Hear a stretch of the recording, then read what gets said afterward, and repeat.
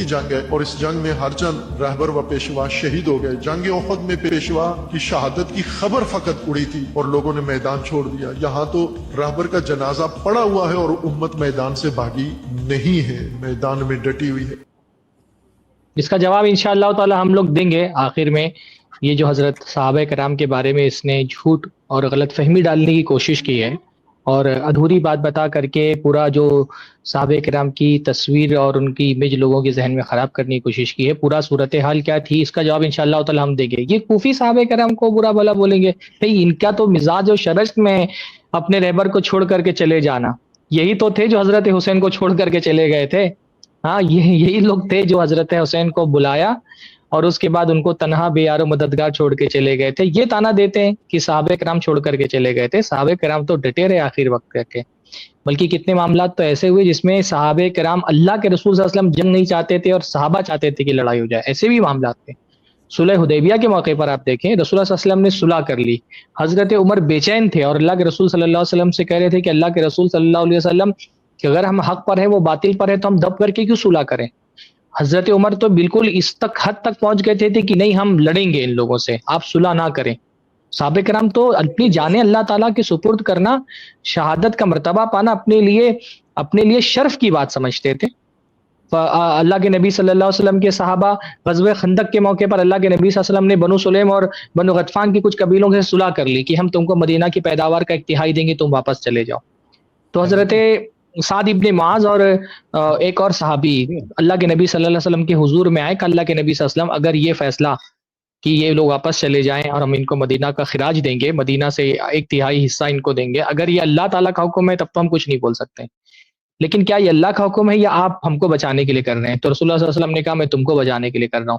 تو اللہ کے رسول صلی اللہ علیہ وسلم سے صحابہ نے کہا اللہ کے رسول جب ہم حالت کفر میں تھے, جہالت کی زمانے میں تھے, تب تو ہم نے مدینہ کی ایک کھجور کسی کو نہیں دی خراج کے طور پہ. آج جب اللہ تعالیٰ نے ہم کو اسلام کی شرف سے نواز دیا ہے تو ہم ان کو مدینہ کی کھجوریں دیں گے خراج کے طور پہ. اللہ کے نبی صلی اللہ علیہ وسلم ان کو ایک مدینہ کی کھجور نہیں جائے گی سوائے اس کے کہ یہ ضیافت میں آ کر کے کھا لیں, مہمان بن کر کے کھا لے تو الگ بات ہے, ورنہ ان کو خراج کے طور پہ تو ہم ایک کھجور بھی نہیں دینے والے. ان کے اور ہمارے درمیان اب تلوار فیصلہ کرے گی. صحابہ وہ لوگ تھے کہ رسول اللہ صلی اللہ علیہ وسلم نے بار بار جب غزوہ بدر کے موقع پہ پوچھا تم لوگ لڑنے کے لیے تیار ہو کہ نہیں تیار ہو, حضرت سعد ابن معاذ ہی تھے غالباً کھڑے ہوئے یا سعد ابن عبادہ, اور کہا اللہ کے رسول صلی اللہ علیہ وسلم اگر سامنے سمندر ہو آپ کہیں نا کہ اس میں اپنے گھوڑے دوڑا دو تو ہم اپنے سمندر میں گھوڑے ڈال دیں گے. صحابہ یہ لوگ تھے. تو یہ جو اس خبیث نے صحابہ کرام کی تصویر کشی کرنے کی کوشش کی ہے, اللہ کے رسول صلی اللہ علیہ وسلم کی ساری جنگوں میں کون تھا جو اللہ کے نبی کے ساتھ جان کی قربانیاں دے رہا تھا؟ اس کے بارے میں اللہ نے فرمایا هو الذی ایدک بنصرہ وبالمؤمنین, اللہ تعالیٰ نے اپنی نصرت سے آپ کی مدد فرمائی ہے اور ایمان والوں کے ذریعے سے آپ کی مدد کی ہے. جن لوگوں کو بھاگنا تھا وہ تو جنگ احد شروع ہونے سے پہلے ہی بھاگ چکے تھے نا. جنگ شروع ہونے سے پہلے عبداللہ ابن ابی اپنے 300 ساتھیوں کو لے کر کے الگ ہو گیا تھا. جو منافق تھے وہ پہلے الگ ہو چکے تھے. وہ جنگ خود اتنی نازک تھی کہ 3000 کی تعداد میں مشرکین مدینہ پر حملہ آور ہو گئے تھے. مسلمانوں کے پاس صرف 1000 کی فوج تھی, اپنے سے 3 گنا بڑی فوج کا مقابلہ کرنا تھا. تو اللہ کے نبی صلی اللہ علیہ وسلم صحابہ کے ساتھ نکلے اور 300 منافقین ساتھ میں تھے, لیکن راستے میں عبداللہ ابن ابی نے بہانہ بنایا اور اپنے 300 ساتھیوں کو لے کر کے الگ ہو گیا. تو جو منافق تھے وہ تو جنگ شروع ہونے سے پہلے ہی الگ ہو چکے تھے. یہ جو 700 کیا ہو گیا ہے, میں اس کو میوٹ کریے, ان کو ایڈمن کون ہے؟ ہاں, تو جن کو الگ ہونا تھا منافقین وہ تو جنگ احد سے پہلے ہی الگ ہو چکے تھے. کس طرح خراج تحسین اچھا ایک منٹ, یہ ابھی اس کو رک جائیے, پہلے یہ بات ہو جائے غزوہ احد والی مکمل. تو جن کو الگ ہونا تھا وہ تو منافقین تھے, وہ تو پہلے الگ ہو گئے تھے. آپ بتائیں کہ صحابہ کرام کی جرأت نہیں تھی, یہ ان کی بہادری تو تھی. 700 کی تعداد میں تھے اور 3000 کے لشکر سے لڑنے کے لیے تیار ہو گئے. رسول اللہ صلی اللہ علیہ وسلم کے ساتھ کھڑے تھے. یہ احد میں شامل ہونے والے وہ لوگ تھے جن کی تعریف قرآن مجید نے کی ہے. پھر صورتحال کیا ہوئی کہ مسلمان ابتداً جنگ جیتے. اللہ کے نبی نے جبل رومات پر کچھ لوگوں کو تعینات کیا تھا تیر اندازی کرنے کے لیے. ابتداً اللہ کے نبی صلی اللہ علیہ وسلم کو فتح کے قریب پہنچ گئے تھے, حتیٰ کہ حضرت حمزہ لڑتے لڑتے بالکل فوج کے آخری کنارے تک پہنچ گئے تھے اور تلوار اٹھائی تو انہوں نے دیکھا کہ سامنے ایک عورت ہے, تو انہوں نے تلوار نیچے کر لی. تو عورتیں جو ہے نا وہ بالکل صف کے آخر میں ہوتی تھی, تو وہاں تک کے مسلمان پہنچ چکے تھے اور مشرکین بھاگنا شروع کر چکے تھے. اسی درمیان میں حضرت خالد بن ولید نے کیا کیا، وہ پورا واقعہ آپ نے غزوہ احد میں پڑھا ہوگا کہ پیچھے سے ایک راستہ نکال کر کے، اور جب جبل رومات پہ جن تیر اندازوں کو رسول اللہ نے تعینات کیا تھا انہوں نے اپنی جگہ چھوڑ دی، تو وہ پیچھے سے حملہ آور ہو گئے.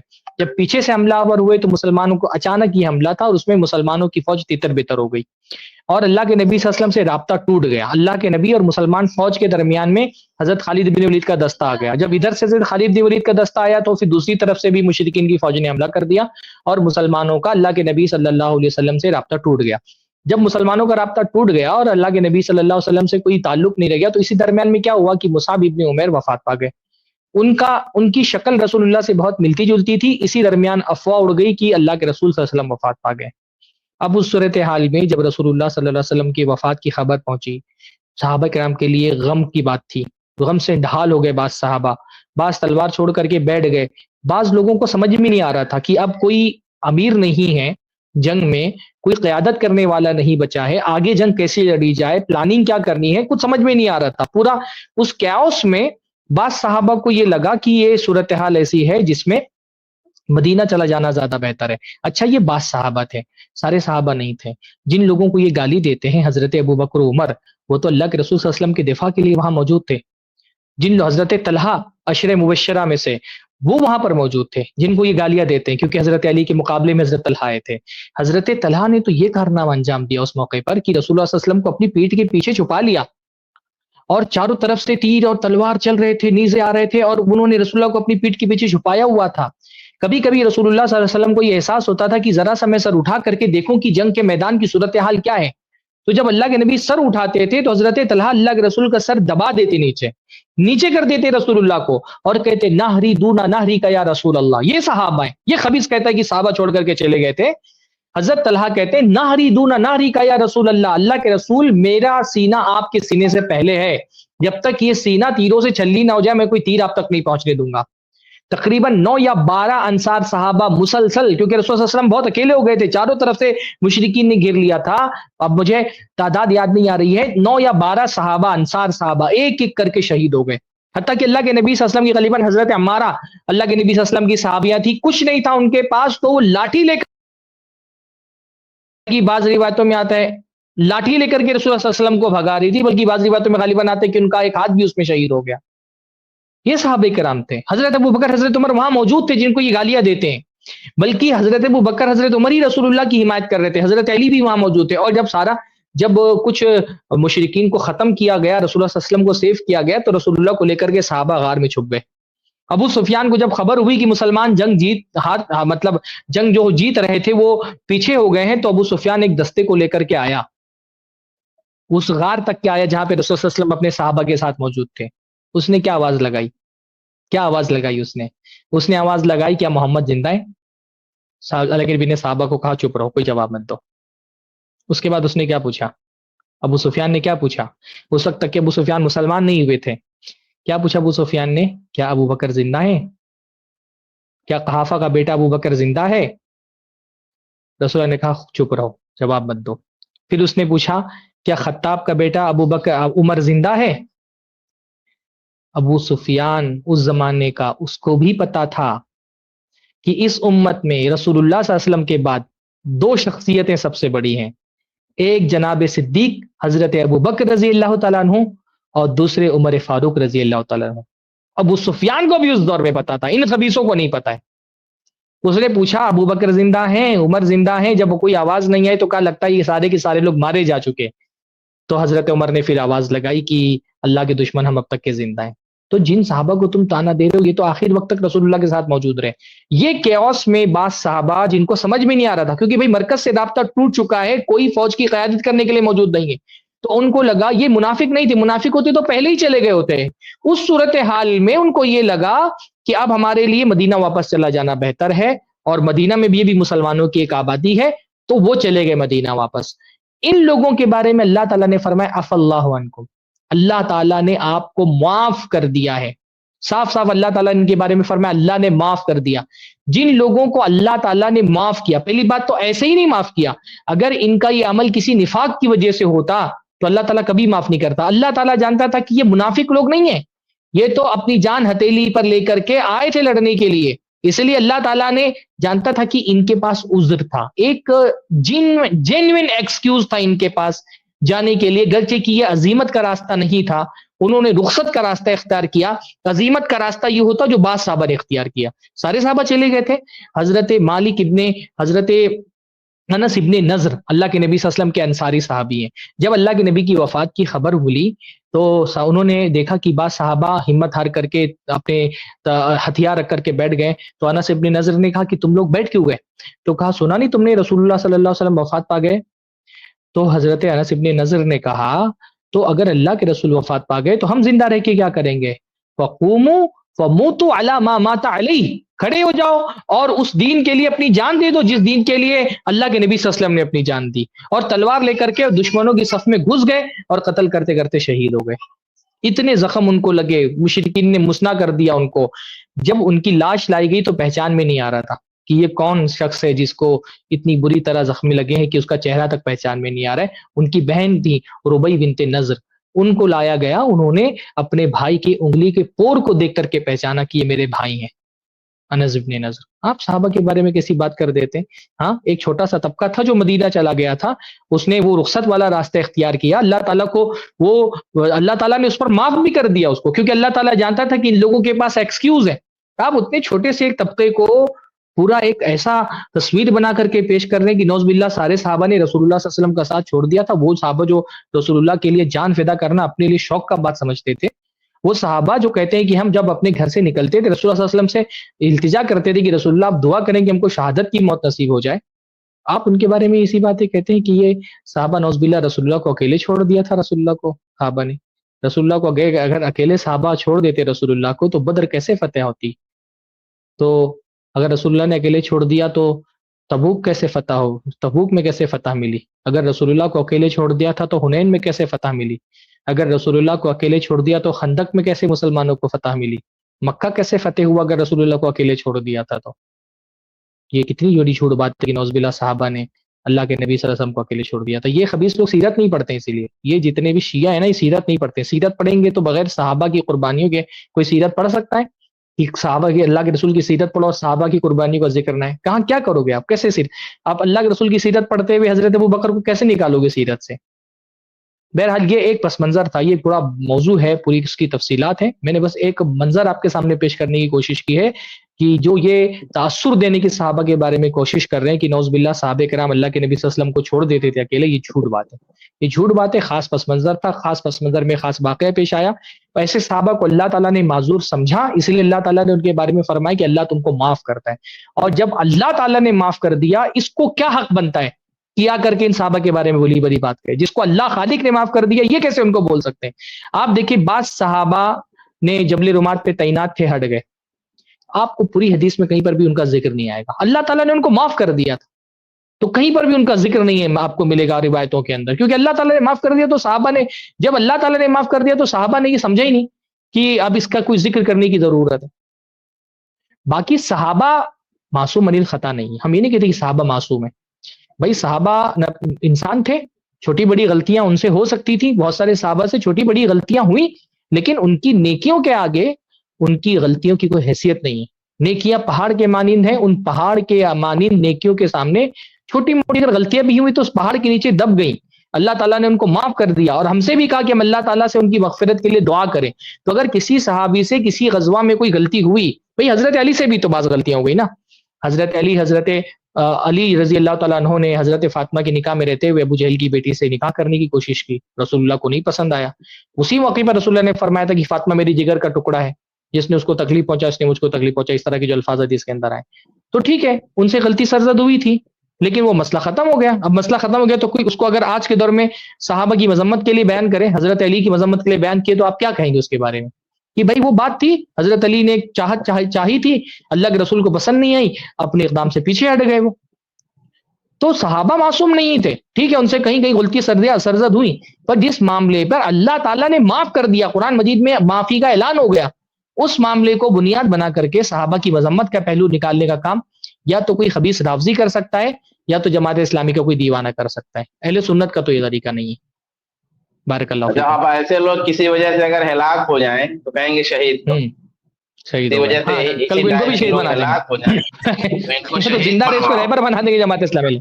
जमात इस्लामी और वाले सुनन तो इब्न रहबर माजा बोलेंगे अभी की जिंदा होगा तो। अच्छा कहना ही था तो इसको कह रहा उम्मत भाग गई। अच्छा अगर कहना ही था इसको, चलो गलत ही सही, तो बाद लोग कह देता ना, कहना ही तो बाद लोग कह देता कि बाद सहाबा भाग गए, चाहे गलत कहे चाहे सही कहे और चाहे जिस नियत से कहे। लेकिन और ये सबसे उम्मत बड़ी कह रहा बात है, ये उम्मत भाग गई, मतलब क्या पूरा तासुर क्या देना मकसूद है, यानी वो खैरुल कुरून वाले इनसे बदतरीन थे और ये उनसे बेहतरीन, और इनको शहीद कर लो। ठीक है और भाई। अल्लाह ताला ने जी, और कुरान में अल्लाह ताला क्या फरमाता है, सूरे आल इमरान आयत 172 में, अल्लदीन इस्तजाबु लिल्लाहि व रसूल मिन बादि मा असाबहुमुल क़रू, जब उन्हें जख्म पहुंचा, चोट पहुंची, तो अल्लाह उसके रसूल की पुकार पर आए। तो अम्मा आयशा रदी अल्लाह ताला अन्हा फरमाती हैं कि ये आयत जिन लोगों के बारे में नाजिल हुई है वो जुबैर हैं, हाँ तुम्हारे दोनों बाप हैं, यानी जुबैर रदी अल्लाह ताला अन्हु, जुबैर इब्न अव्वाम और अबू बकर रदी अल्लाह ताला अन्हु। बल्कि सुनन इब्न माजा की रवायत है जुबैर रदी अल्लाह ताला अन्हु के ताल्लुक से, कहते हैं कि लक़द जमा अली रसूलुल्लाह सल्लल्लाहु अलैहि वसल्लम अबवैहि यौम उहुद, उहुद के दिन अल्लाह के नबी सल्लल्लाहु अलैहि वसल्लम ने मेरे बारे में कहा कि मेरे माँ बाप तुम पर कुर्बान हो। आप बताइए कि तमाम सहाबा आम हालात में अल्लाह के नबी के बारे में जुमला बोलते थे, क्या कहते थे कि ए नबी आप पर मेरे माँ बाप कुर्बान हो। लेकिन उहुद के दिन अल्लाह के नबी ने जुबैर, जो जन्नती साहबी हैं, अशरे मुबशरा में आते हैं, जुबैर रदी अल्लाह तआला अन्हु की बहादुरी, उनकी शुजाअत, यानी अल्लाह के नबी की हिफाजत में, नबी का साथ देने में जो किरदार उन्होंने निभाया, तो अल्लाह के नबी के मुंह से निकलता है मेरे माँ बाप तुम पर कुर्बान। आप सोचिए अल्लाह के नबी अपने माँ बाप को जिन पर कुर्बान करें, ये शख्स कह रहा है कि छोड़ के भाग गए। किस तरह की जो है बदहवासी का शिकार है ये।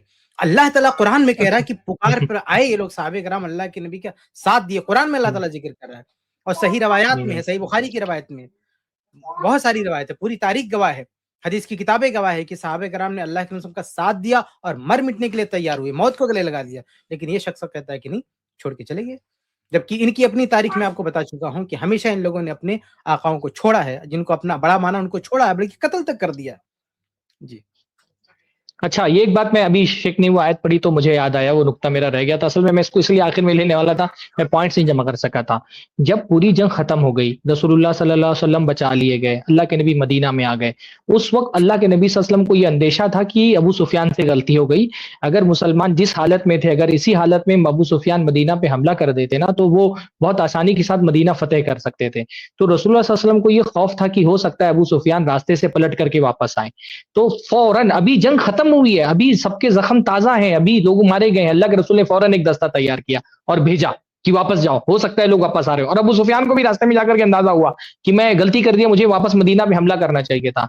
और जब अबू सुफियान पलट रहा था तो साहबा का एक दस्ता जो है ना बाकायदा उससे मुकाबले के लिए गया, ओहद में पहुंचा, वहां निगरानी की। और अबू सुफियान को जब पता चला कि अभी ये जंग जो है ना हम जीत नहीं सकते हैं और सहाबा किराम वापस मदीना के दिफा के लिए तैयार हो गई, तो अबू सुफियान वापस चला गया और उसने कहा कि अब अगले साल हमारा तुम्हारा मुकाबला होगा, एक साल बाद हम और देखेंगे। तो ऐन जंग के बाद भी सहाबे किराम अबू सुफियान का मुकाबला करने के लिए, मुशरिकीन का मुकाबला करने के लिए पलटे। उसी को अल्लाह ताला ने कुरान मजीद में बयान फरमाया है कि एक तुमको जंग से तुम्हारे जो है ना कैसे कहे कि अल्लाह ताला ने फरमाया अल्लज़ीना इस्तजाबु लिल्लाहि व रसूल मिन बादि मा असाबहुमुल क़रहु लिल्लज़ीना अहसनु मिनहुम वत्तक़ू अज्रुन अज़ीम, कि तुमको अभी जख्म ताजा थे तुम्हारे, इसके बावजूद जब रसूलुल्लाह ने कहा कि नहीं इसी हालत में वापस पलटो और देखो कि मुशरिकीन वापस से मदीना की तरफ ना पलट सके, सहाबे किराम उसी हालत में चले गए लड़ने के लिए। ये खबीस कहता है कि सहाबे किराम छोड़ करके चले गए थे। आप तो अर्रहिकुल मख्तूम उठाएं, गज़वे उहद की तफसीलात पढ़ें, सारे वाक़यात आपको मिलेंगे तफसील से। और गज़वे खंदक के मौके पर भी जब अल्लाह के नबी कहते हैं, पुकारते हैं, तो जुबैर रज़ियल्लाहु अन्हु आगे बढ़ते हैं और उस मौके पर अल्लाह के रसूल ने फिर कहा था कि मेरे माँ बाप तुमको कुर्बान हो, 2 बार कहा था। यानी 2 जंग के मौके पर अल्लाह के नबी ने जुबैर रज़ियल्लाहु अन्हु के बारे में कहा कि मेरे माँ बाप तुम पर कुर्बान हो। बल्कि गज़वे खंदक के मौके पर यह भी कह दिया कि हर नबी का एक हवारी होता है, मेरे हवारी जुबैर रज़ियल्लाहु अन्हु, मेरी मुहाफिज जुबैर रज़ियल्लाहु तआला अन्हु है, मेरी हिफाजत करने वाले जुबैर रज़ियल्लाहु तआला अन्हु। इतना बड़ा मकाम दिया अल्लाह के नबी ने अपने सहाबा का, मतलब इस बदौलत कि उन्होंने अल्लाह के नबी का साथ दिया, वफादारी दिखाई, हिफाजत की, और इतनी बड़ी बड़ी बात अल्लाह के रसूल ने उनके बारे में की। और ये शख्स कहता है कि नहीं वो